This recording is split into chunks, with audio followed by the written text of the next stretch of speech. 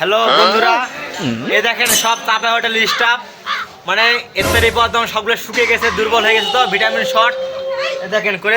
এই দেখেন আমার দেলুবু, আমার সোনা করে আমার দেলুবু, সে বর্তমানে শুকিয়ে গেছে।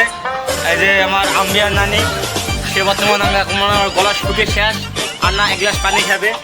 খালা খালা হয় বাবা যায়।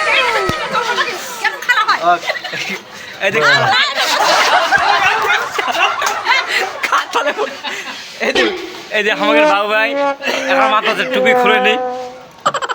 এই যে কালাম ভাই বর্তমান 12টার মতো আমরা 23টা রোজা করছে। আর এটা আমার মামা, নিজের মামাকে নিল।